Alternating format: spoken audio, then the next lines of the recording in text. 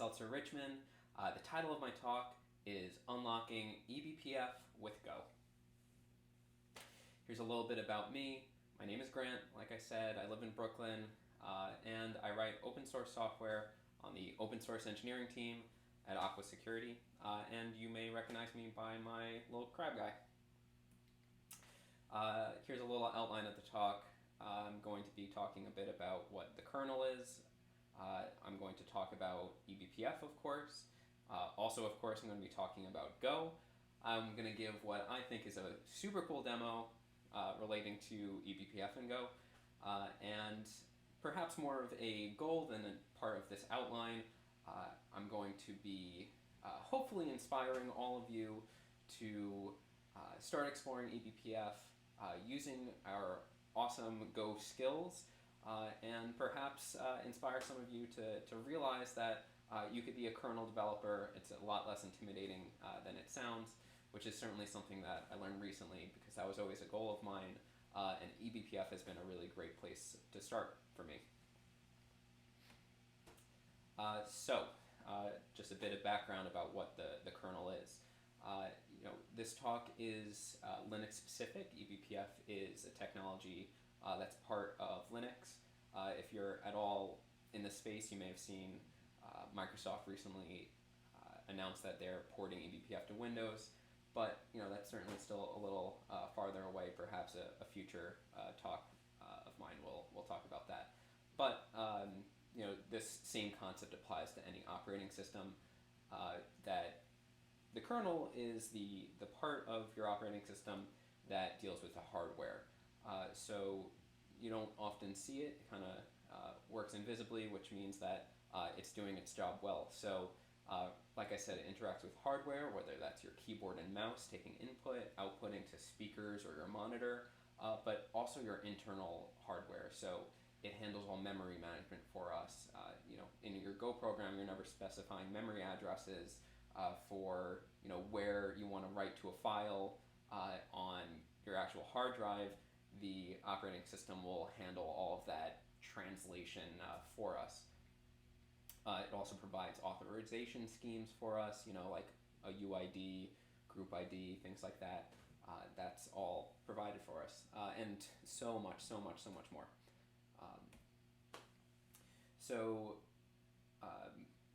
Every time a new program is run or is changed in any way, a file is accessed, all of that's all being done by the kernel. So we of course put so much effort into finding out what's going on inside of our Go program, whether that means adding logging or doing distributed tracing, from machine to machine. Maybe you're debugging, so you're attaching a debugger to your Go programs. We want to know what's going on inside of our Go programs. But since the kernel is doing so much for us, we're going to want to know what's happening inside of that too. Perhaps that's even more useful, or regardless, is very useful in helping with that visibility into our Go programs or any other language for that matter. But Go, of course, is the best. So here's just some examples of when you might want to know what's going on inside of the kernel. So when a new program is run, it goes through the kernel. Every time any process escalates privileges, so there's a function we'll talk about in a second that every time it's run, it's for changing the credentials of a process. When you run sudo, for example, it goes through that. We might want to know about that. Every time a file is accessed, whether it's reading or writing it to it, every time a network packet comes in and out, you guessed it, it comes through the kernel, and you might want to know about that for a myriad of different applications. The problem with that, though, is that there's some unique challenge to seeing what's going on inside the kernel. You can't just add a print statement to certain points and then just rerun your kernel. I suppose you can, but it's a lot more difficult and a lot more time consuming. And this has to do with it running in its own privileged memory space. I just don't have enough time to go into it, but that's a rabbit hole for another day. So you're just going to have to take my word for it. It's difficult, but The good news is that there's something making it a lot easier, and that is eBPF. So eBPF, sometimes you'll see it as just BPF. It's essentially the same thing at this point, so don't get too thrown off by that. It's a feature of the Linux kernel. It lets you write simple C programs. Don't be too scared by the fact that I just said C programs. I know semicolons not good, but trust me, it's a lot easier and simpler than it sounds. I'll show you that very, very soon. So you write these small C programs and you insert them into certain points in the Linux kernel. If you're at all familiar with the idea of webhooks and callbacks, very, very similar concept. So, like I said, there's that commit creds function that anytime a process changes its privileges, it goes through that. You might want to be alerted to that. eBPF enables that. Let's say every time your program or any program on your machine for that matter writes to a particular file, you might want to know about that, whether it's for performance metrics or for security or debugging purposes. eBPF enables you to do that. Redirect network traffic, that's certainly a huge use case of eBPF. eBPF stands for Extended Berkeley Packet Filters. That's actually the original use case for BPF. But it's now so much more, as this diagram shows. So in the case of how it relates to webhooks and callbacks, these are sort of the hooks that you could attach to. So I just mentioned network sockets. There's a lot of different network interfaces or ways that you could attach it to network interfaces, BPF programs that is. But there's a lot that you can do, whether that means redirecting traffic, DDoS mitigation. BPF is really useful for things of that nature. System calls is another one. Like anytime you write to a file, it goes through the write system call. That's sort of the API into the kernel. So you could attach BPF programs to individual system calls, so you know anytime one of them is run, and you can inspect the arguments to it. Another really cool one, I suggest checking out the file /proc/klsims if you're on a Linux machine. So that is a file that has all of the functions that have been exported by your running kernel. So if, just taking a look at the screenshot here, if you were to go to the kernel source code, you could find all these functions there, and you can attach eBPF programs to them in the running kernel. You don't have to recompile or anything like that, and you can be alerted anytime they're called throughout the lifetime of your eBPF program being installed, which is really, really cool and has a lot of really useful use cases. And perhaps even more exciting is uprobes. So in this screenshot here, I'm using just a system tool called object dump to dump some symbols inside of a compiled Go program, which is this Go-disassembler, just a program that I wrote. So we can see here like main.main, that's the main function in our or in my Go program. So you can attach an eBPF program to that, since of course all processes being started and being run, that's going through the kernel. So anytime that's called, I want to be alerted about it. eBPF enables you to do that. In my GopherCon, the North American GopherCon, I did a talk last year where I had a running Go program. It was a web server, and every time the handler was called, meaning someone hit the web server, I would edit some data. So I was essentially patching the running Go program without having to recompile it or even restart it. So we've talked about how you can run eBPF programs, what you can attach them to, what can you actually do inside of them. So eBPF programs are just typically a ordered running of various helper functions that are available to us. So we can output data back to user space.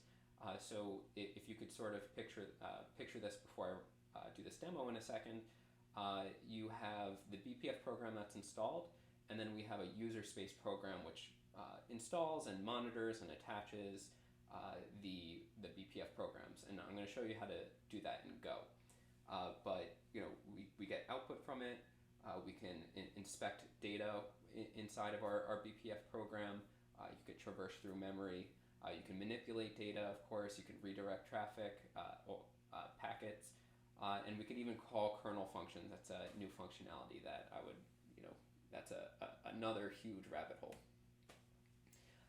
And the way that we do all of this is using libbpf. So this is a package that's actually inside of the Linux source code, but it's not, it's sort of separate from the kernel itself. And it's a library for doing this building, loading, and interacting with BPF programs. It is written in C. However, my coworkers and I maintain a project called libbpf Go, which is just a thin wrapper around it.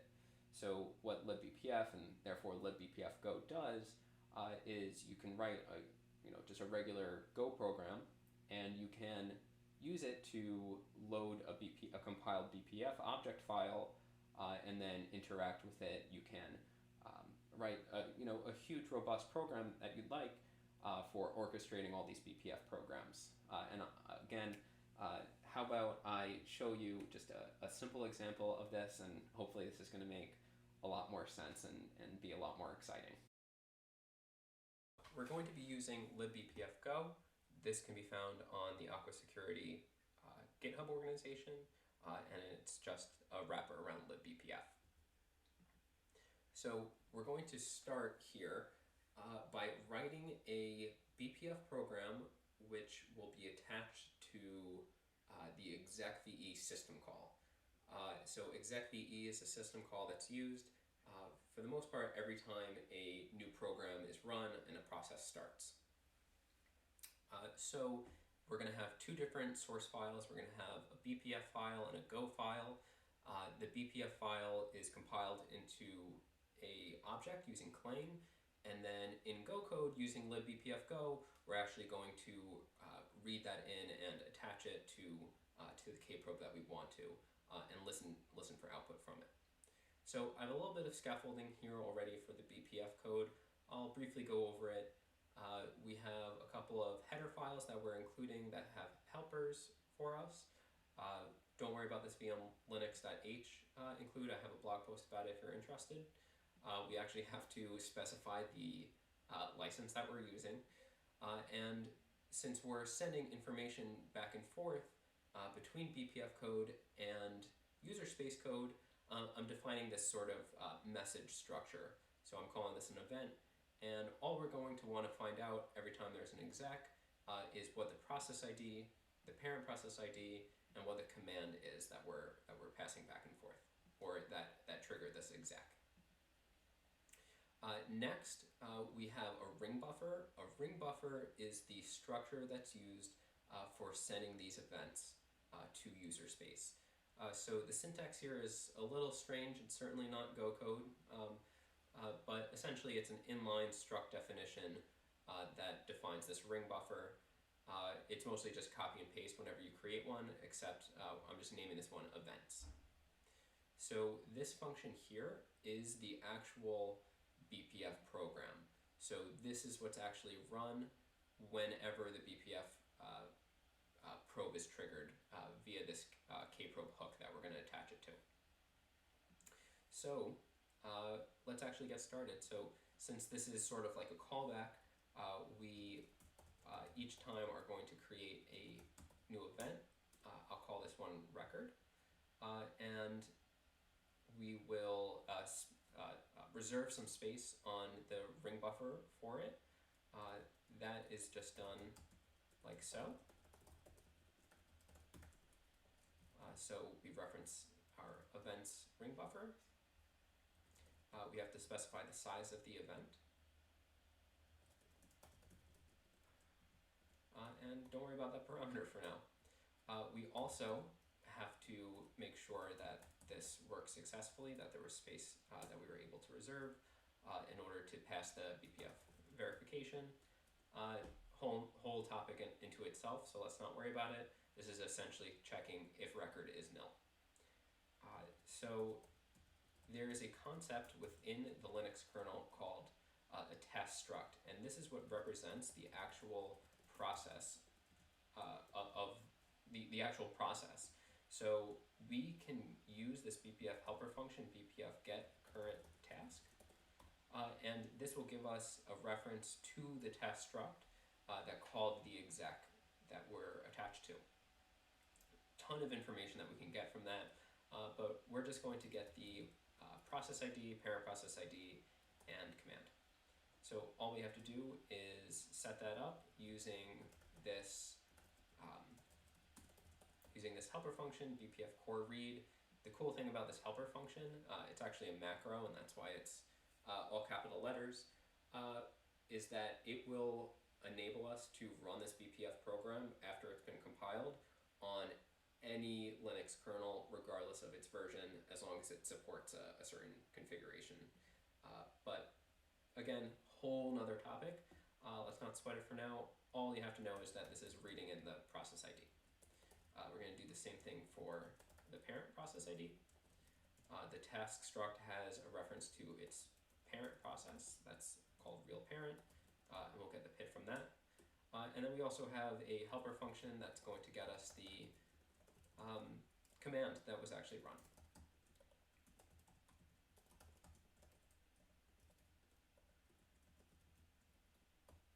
Don't forget your semicolons. And after that, all we need to do is submit it on the ring buffer.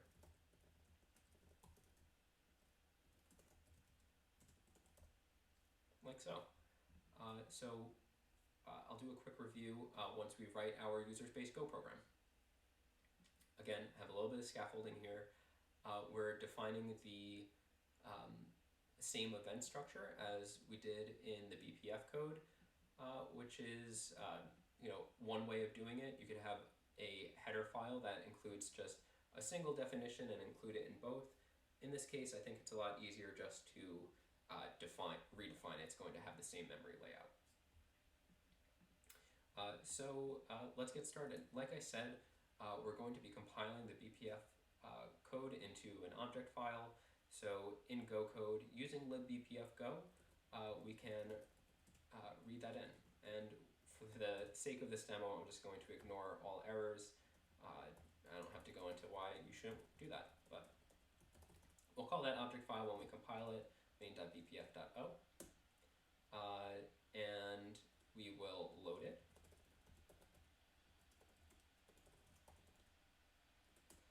And then we're going to actually get the program. So like I said, what I'm highlighting here is the actual BPF program. You can have multiple of these in this source file and in the object file. In this case, we only have one, but we still need to specify that that's the one that we want. So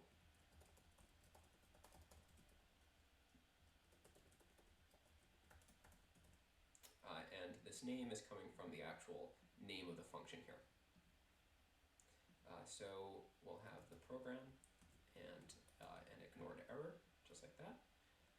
And we're going to attach it to the kernel function that we want.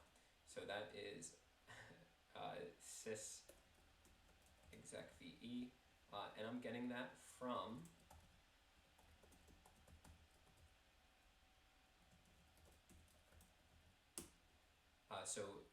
I believe I mentioned this is a file that has all the exported kernel functions of a running kernel. There are a lot of them here. I don't have time to go into all of them, but this is the one that we're going to want to attach to. So we're going to copy that name and put it right there. So we've attached it to the correct kernel function using a kprobe, and then we can just use idiomatic Go conventions to read off of our ring buffer. So we do that by having a channel of bytes that we're going to associate with the ring buffer, like so. The ring buffer is named events. We're going to associate with the events channel. And we'll get a reference to it there. start it, and then we're going to pull it. This is not the best Go code, but we'll just do it like this.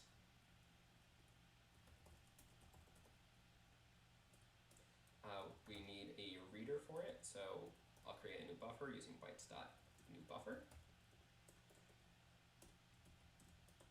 We'll create a new event, and then this is kind of interesting.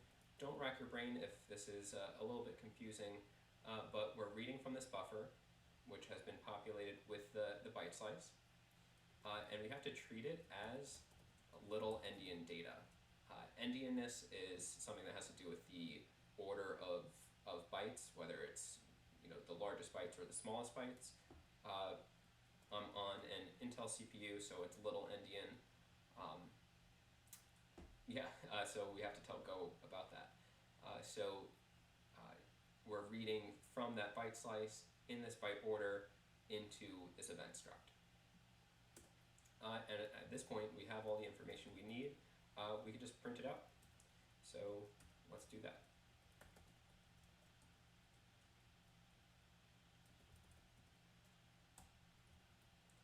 So this is ev.pid, ev.ppid, ev.com. And that's it. We'll close it whenever we're done. And we should be good to go. The last thing is the make file. This is kind of what trips the most people up, but we're compiling it with Clang. We have to specify target as BPF. We'll compile the BPF source file. You saw in the Go code that we're actually reading in that object file. libbpf go will handle reading it for us. And we just have to compile our Go program. We just have to pass a couple of flags to it. Most of the time, I just copy make files, to be honest. So again, don't think too much about it. Let's try it, and it works the first time. I'm going to run it, and we can see here that every time an exec is happening, we're printing this out. Let's see if I could make this work so that we could see it. We can see there's a lot of different execs. I will empower all of you to find out more information by running and writing your own BPF programs, but we can see the execs here with their process ID and parent process ID. So if you're looking for an example of a more robust program that uses BPF and libbpf go, one great example is Tracy. So it's a tool that my team works on. It's for runtime security and forensics, and of course it's written in Go and makes use of libbpf go. So if we were to do a similar thing to what we just wrote together, here we have an event defined for exec.ve, and it extracts all that information plus more. And it has a lot of other information that is also all extracted using BPF. So that's a really good code base that you can look at for learning more about BPF. Which brings us to the end of my talk. Thank you all so much for being here virtually. If you ever want to reach out, I promise I am a very friendly person, and I would be happy to help or answer any questions about BPF. You can find me on Twitter. You can find me on GitHub. You can find me on the eBPF Slack channel. You can find that at ebpf.io/Slack. I'm pretty much always on there. Check out my blog, grant.pizza, for some blog posts about BPF as well. Thank you so much.